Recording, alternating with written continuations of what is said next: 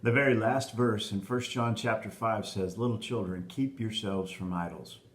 You know, the lure of religion is very strong. The human heart knows. We know down deep inside there's something beyond us. For some people, it's the cosmos or aliens. For some people, it's some esoteric kind of a thing. Lots and lots and lots of different religious practices in the world. And yet, the Bible's very clear. There's only one God. He's the creator. He made us. He knows what's right. He knows what's wrong. And the children of Israel, God had to continually warn them and set them straight. It says in the book of Leviticus chapter 17, verse 7, "And they shall no more offer their sacrifices unto devils, after whom they have gone a whoring. This shall be a statute forever unto them throughout their generations." The people thought that they were worshiping gods and goddesses, but it turns out that all they were demons impersonating. And so Exodus 34, verse 15 says, "Lest thou make a covenant with the inhabitants of the land, and they go a whoring after their gods, and do sacrifice unto their gods, and one call thee, and thou eat of this sacrifice." You see, what they thought they were offering to gods, turns out they were actually offering them to demons. This is what the devil does. He's a liar. He is a deceiver.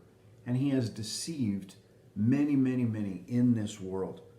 1 Corinthians chapter 10, verse 20 says, "But I say that the things which the Gentiles sacrifice, they sacrifice to devils and not to God.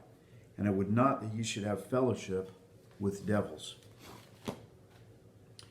It seems that throughout time, people have been duped by Satan. And of course, this is what Satan wants. He wants for people to worship him instead of God. And so if he can just get the attention drawn off of God onto some other God. And really, there are no such thing as other gods. They're just devils. They're just demons, part of Satan's horde, part of his cohorts. And so the warning is very clear to us in Scripture. Little children, keep yourselves from idols. Guard your heart, because you're going to be drawn to be infatuated by things, to worship things. And, you know, like Aaron Tippin said, you got to stand for something or you'll fall for anything. And people who don't know Jesus, well, they are liable to fall into these other kinds of worship. And at the end of the day, it seems that there are all these different religions, but really there's just one, and that is the false reality that Satan is drawing people away from the one true and living God.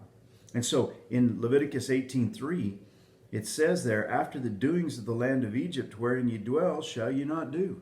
So God tells his people, don't learn the practices of the Egyptians where they had come out.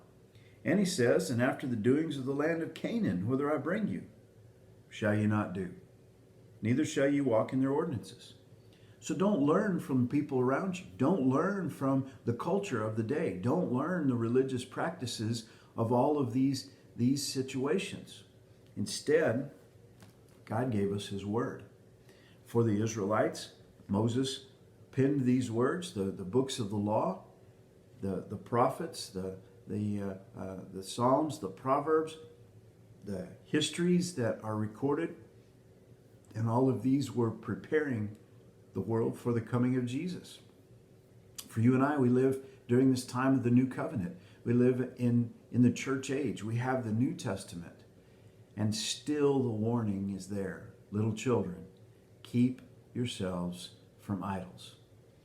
Let's keep our eyes fixed on Jesus, because he's the only true and living God. All these others are demons drawing people astray. But Jesus is the way.